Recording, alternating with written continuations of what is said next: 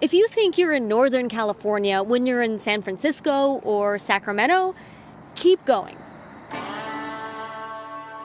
Up here, in California's true north, as they call it, residents say things are way different than the liberal California you think you know. We don't live the way they do. Our lives are different. We need different things. This is something that's playing out across the country. People in rural areas say they're being left behind by the urban hubs. So, what's the solution? How do we bridge the rural-urban divide? All the way up here, they say maybe we shouldn't bridge it at all. I think that Patrick Henry said it best. I know not what course others may take. But as for me, give me liberty or give me death. Welcome to Jefferson, the 51st state of America. Or at least that's the goal. Folks up here say they don't have enough representation in California's state legislature, and the only solution is to separate from the Golden State and create their own.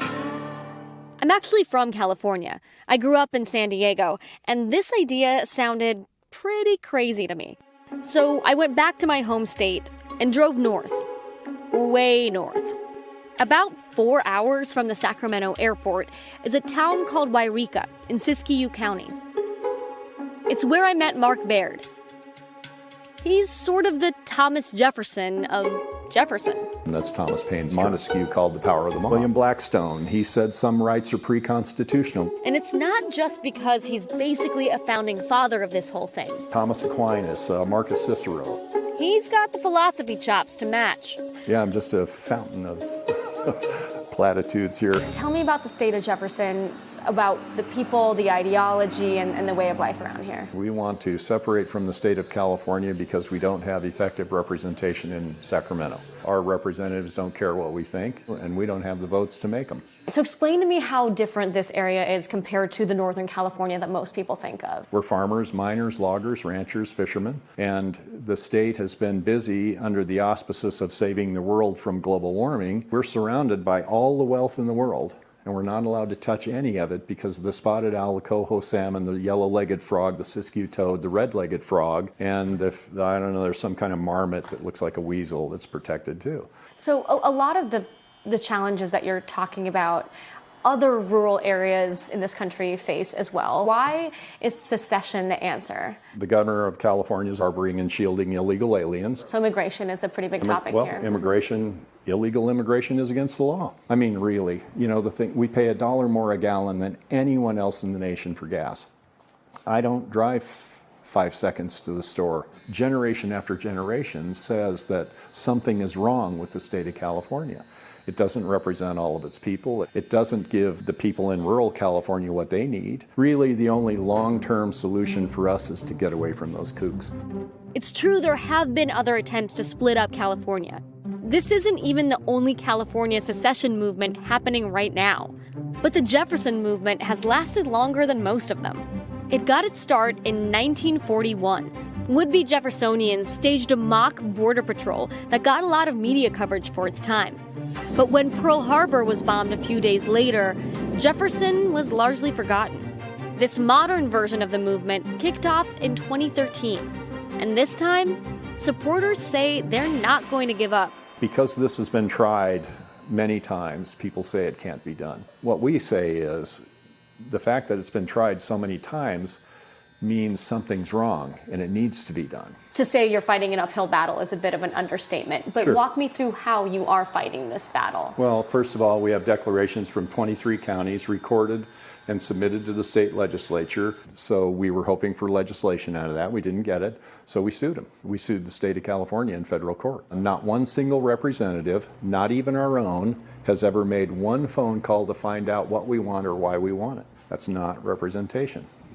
And we demand that. It is our right, and we will take it if we have to.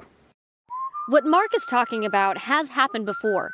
Maine from Massachusetts, Vermont from New York. The last time was in 1863.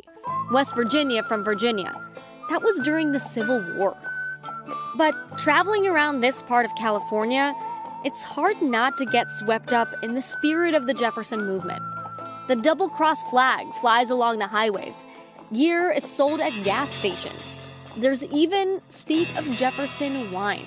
Cheers. Cheers. Cheers to Jefferson. Terry and Sally Raposa are behind a lot of that hype. Terry hosts a radio show. Talking about the state of Jefferson. Yes, it does. It settles your soul. And Sally? I hear Sally here has a nickname. I do have a nickname. Rally Sally. I was the one that would always decide, let's go stand on the corner and protest. How did you get involved with the state of Jefferson and why?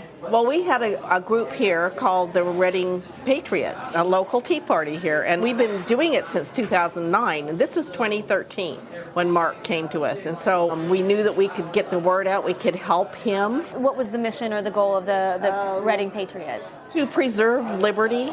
You know, we saw our country going downhill in a lot of ways, and we decided we were going to start putting pressure on our representatives to start representing the people instead of their own interests. No matter which side of the aisle they were on. Let me ask you guys this then.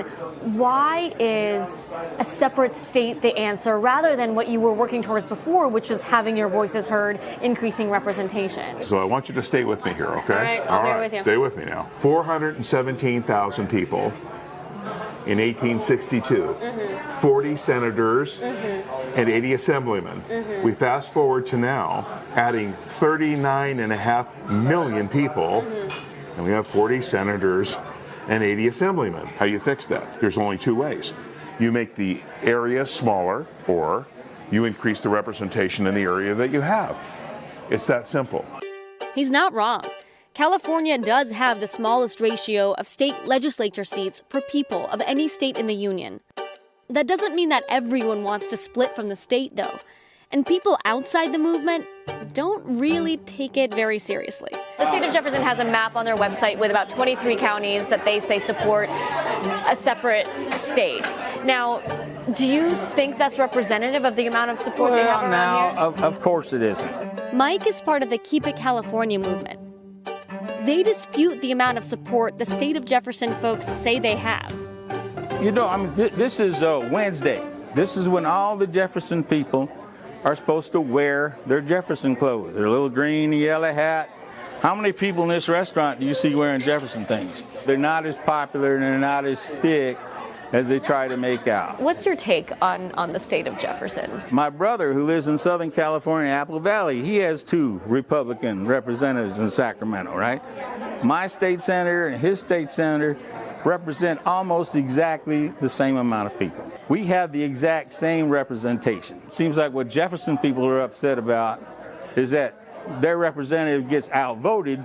The Constitution says we'll have representation, not that our own private political beliefs will prevail in any legislation or anything like that. One of the major critiques of separation is that without the rest of California, the state of Jefferson might be even poorer than it is now. Some of the statements and claims that were made about the state of Jefferson people were a little bit too of a rosy picture about how life was going to be. So people were concerned about the economic message that the state of Jefferson was Yeah, the state portraying. of Jefferson economic message was unrealistic. I mean, are you kidding me? If you created the first free state since 1863 that was business friendly, that was tax friendly, that had lower fuel prices, business and people will flock to this place. In other words, we're not poor. We've been impoverished by the government in Sacramento. We tried to talk to someone in the California legislature about their take on this. Everyone we asked declined. Because let's face it, the odds of making a real state of Jefferson, it's a long shot. If the government says tomorrow, all right, you can have the representation you're asking for. Okay, that's a start. Would you still want the state of Jefferson? Yes, we would, because in California, you wake up in the morning and you ask yourself, what is the government going to do to me today? Let our people go.